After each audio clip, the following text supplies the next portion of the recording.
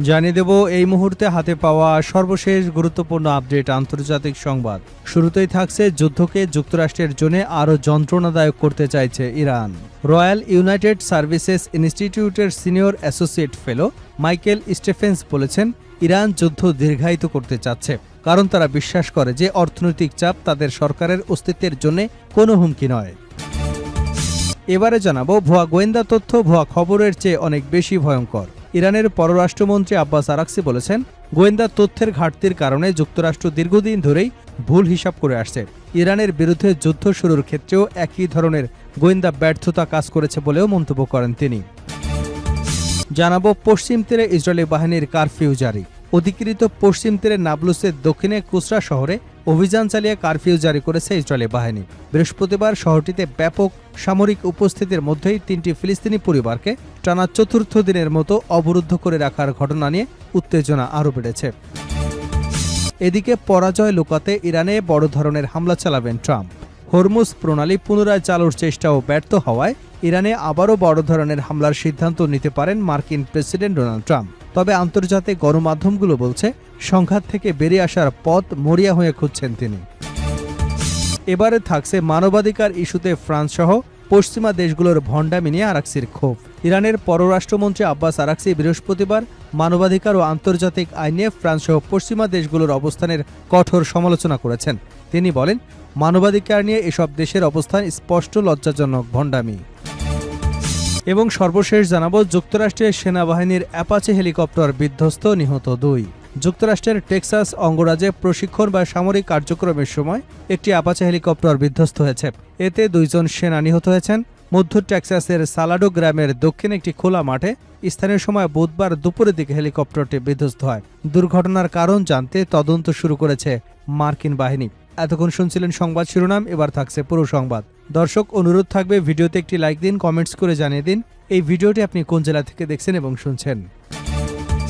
যুদ্ধকে যুক্তরাষ্ট্রের জন্য আরও যন্ত্রণাদায়ক করতে চাইছে ইরান।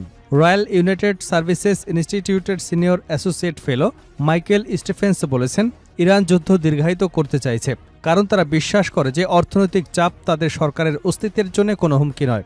যুদ্ধ শুরুর প্রায় 6 মাস পর ইরান এখন নিশ্চিত যে যুক্তরাষ্ট্র স্থল অভিযান চালাতে ইচ্ছুক নয়। আল জাজিরাকে স্টেফেন্স বলেন, সেই অস্তিত্বের হুমকি আর নেই, তাই তারা যুদ্ধের গতি বাড়াতে চায় এবং সম্ভবত প্রেসিডেন্ট ট্রাম্পের জন্য যন্ত্রণাটা আর একটু তীব্র করতে চায়। আর তা করার সেরা উপায় হল যুদ্ধকে দীর্ঘায়িত করা। গত 28শে ফেব্রুয়ারি যুক্তরাষ্ট্র ইসরায়েলের হামলার আগে ব্যাপকভাবে এই ধারণা প্রচলিত ছিল যে ডিসেম্বরের শেষ ভাগ এবং জানুয়ারিতে বড় ধরনের বিক্ষোভের মুখে পড়ে ইরান সরকার। কয়েক মাস ধরে চলা অস্থিরতার পর যুক্তরাষ্ট্র ইসরায়েলের হামলায় ইরান সরকার সহজেই ভেঙে পড়বে বলে ধারণা করা হয়েছিল। তিনি বলেন, এখন পরিস্থিতি তেমন বলে মনে হচ্ছে না। শাসন ব্যবস্থাকে তাদের ইচ্ছানুযায়ী কাজ করাতে বাধ্য করবার মতো কোনো উপায় যুক্তরাষ্ট্রের হাতে আছে কিনা সে বিষয়ে আমি পুরোপুরি নিশ্চিত নই। স্টেফেন্সের মতে, বর্তমান অচলাবস্থা ইরানের জন্য কষ্টের, কিন্তু অস্তিত্বের সংকট নয়। আমার মনে হয় এটাই এখন যুক্তরাষ্ট্রের সমস্যা। ভুয়া গোয়েন্দা তথ্য ভুয়া খবরের চেয়ে অনেক ভয়ঙ্কর আরাকচি। ইরানের পররাষ্ট্রমন্ত্রী আব্বাস আরাকচি বলেছেন, গোয়েন্দা তথ্যের ঘাটতির কারণে যুক্তরাষ্ট্র দীর্ঘদিন ধরেই ভুল হিসাব করে আসছে। ইরানের বিরুদ্ধে যুদ্ধ শুরুর ক্ষেত্রে একই ধরনের গোয়েন্দা ব্যর্থতা কাজ করেছে বলে মন্তব্য করেছেন তিনি।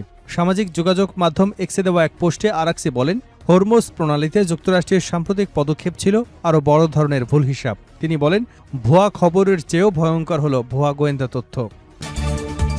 পশ্চিম তীরে ইসরায়েলি বাহিনীর কারফিউ জারি। অধিকৃত পশ্চিম তীরের নাবলুসের দক্ষিণে কুসরা শহরে অভিযান চালিয়ে কারফিউ জারি করেছে ইসরায়েলি বাহিনী। বৃহস্পতিবার শহরটিতে ব্যাপক সামরিক উপস্থিতির মধ্যেই 3টি ফিলিস্তিনি পরিবারকে টানা চতুর্থ দিনের মতো অবরুদ্ধ করে রাখার ঘটনা নিয়ে উত্তেজনা আরও বেড়েছে। প্রত্যক্ষদর্শীদের বরাতে আনাদোলু এজেন্সি জানিয়েছে, বিপুল সংখ্যক ইসরায়েলি সেনা কুসরায় প্রবেশ করে। এ সময় পদাতিক সেনাদের পাশাপাশি কয়েক ডজন সামরিক যান শহরের বিভিন্ন সড়কে মোতায়েন করা হয়। ইসরায়েলি বাহিনী শহরে কারফিউ জারি করে এবং দোকানপাট বন্ধ রাখার নির্দেশ দেয় বলে প্রত্যক্ষদর্শীরা জানিয়েছেন।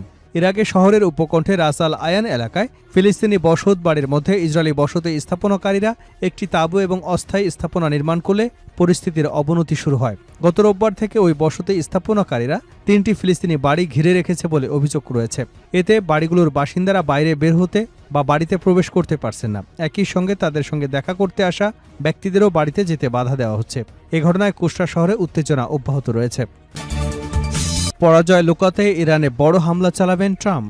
হরমুজ প্রণালী পুনরায় চালুর চেষ্টা ব্যর্থ হওয়ায় ইরানে আবারও বড় ধরনের হামলার সিদ্ধান্ত নিতে পারেন মার্কিন প্রেসিডেন্ট ডোনাল্ড ট্রাম্প। তবে আন্তর্জাতিক গণমাধ্যমগুলো বলছে সংঘাত থেকে বেরিয়ে আসার পথ মরিয়া হয়ে খুঁজছেন তিনি, কিন্তু পরাজয় স্বীকার না করে বিজয় দাবি করবার মতো একটি সমাধান খুঁজতে চাচ্ছেন ট্রাম্প। কাতার ভিত্তিক গণমাধ্যম আল জাজিরাকে তেহরানের ইউনিভার্সিটি অব অ্যাপ্লাইড সায়েন্সের অধ্যাপক মোস্তফা খোরশেম বলেছেন, এই পরাজয়ের গ্লানি নিতে চান না বলে হামলা চালাতে পারেন ট্রাম্প। খোরশেম বলেন, বাস্তবে পরিস্থিতি যাই হোক না কেন ট্রাম্প কখনোই নিজেকে পরাজিত হিসেবে উপস্থিত করবেন না, বরং সংঘাত থেকে বেরিয়ে এসে সেটিকে নিজের বিজয় হিসেবে দেখানোর পথ খুঁজছেন। তার দাবি, হরমুজ প্রণালী দিয়ে বর্তমানে যেসব জাহাজ চলাচল করছে সেগুলো ইরানের নির্ধারিত করিডোর ব্যবহার করে যাচ্ছে।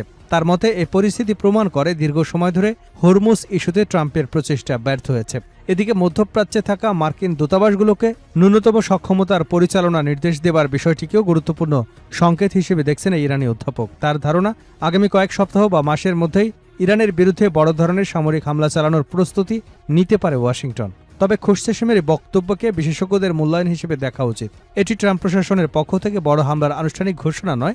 এর আগে ট্রাম্প ইরানের পারমাণবিক ও সামরিক স্থাপনা নিয়ে কঠোর অবস্থানের কথা প্রকাশ্যে জানিয়েছেন। মানবাধিকার ইস্যুতে ফ্রান্সসহ পশ্চিমা দেশগুলোর ভণ্ডামি নিয়ে আরাকসির ক্ষোভ। ইরানের পররাষ্ট্রমন্ত্রী আব্বাস আরাকসি বৃহস্পতিবার মানবাধিকার ও আন্তর্জাতিক আইন নিয়ে ফ্রান্সসহ পশ্চিমা দেশগুলোর অবস্থানের কঠোর সমালোচনা করেছেন। তিনি বলেন, মানবাধিকার নিয়ে এসব দেশের অবস্থান স্পষ্ট ও লজ্জাজনক ভণ্ডামি। সামাজিক যোগাযোগ মাধ্যমে দেওয়া এক পোস্টে আরাকসি বলেন, গাজায় ইসরায়েলের কর্মকাণ্ডের সমর্থন এবং ইরানের বিরুদ্ধে আগ্রাসনের কারণে নৈতিক অবস্থা নিয়ে কথা বলার সুযোগ তারা হারিয়েছে। এদিকে উপসাগরীয় অঞ্চলে যুদ্ধ স্থায়ীভাবে বন্ধ করতে ইরান ও যুক্তরাষ্ট্রের মধ্যে আলোচনা চললেও এখন পর্যন্ত কোনো অগ্রগতি হয়নি বলে জানিয়েছে ইরানের এক জ্যেষ্ঠ কর্মকর্তা। তিনি বলেন, জুনে হওয়া একটি অন্তর্বর্তী চুক্তি আবার কার্যকর করা এবং এর শর্তগুলো বাস্তবায়নের সময়সীমা ঠিক করবার বিষয়ে মধ্যস্থতাকারীদের মাধ্যমে আলোচনা চলছে। তবে এ বিষয়ে একেবারেই কোনো অগ্রগতি হয়নি। জুনের এই চুক্তিতে সব পক্ষের সামরিক অভিযান অবিলম্বে ও স্থায়ীভাবে বন্ধের কথা বলা হয়েছিল, কিন্তু কয়েক সপ্তাহের মধ্যেই চুক্তিটি কার্যত ভেঙে পড়ে। 7 জুলাই ট্রাম্প চুক্তিটিকে শেষ বলে ঘোষণা করেন। এর এক সপ্তাহ পর ইরানের পররাষ্ট্র মন্ত্রণালয় জানায় চুক্তিটি স্থগিত করা হয়েছে। হরমুজ প্রণালী খুলে দেওয়ার বিষয়ে যুক্তরাষ্ট্র ও ইরানের মধ্যে মতবিরোধ রয়েছে। যুক্তরাষ্ট্রের অভিযোগ, চুক্তির অধীনে হরমুজ প্রণালী দিয়ে জাহাজ চলাচল আবার চালু করবার প্রতিশ্রুতি ইরান পালন করেনি। অন্যদিকে তেহরানের দাবি, যুক্তরাষ্ট্র তার প্রতিশ্রুতি রাখেনি। এর মধ্যে ইরানের বন্দরগুলোর উপর অবরোধ তুলে নেওয়া এবং দেশটির আটকে থাকা অর্থ ছাড়ার বিষয় রয়েছে।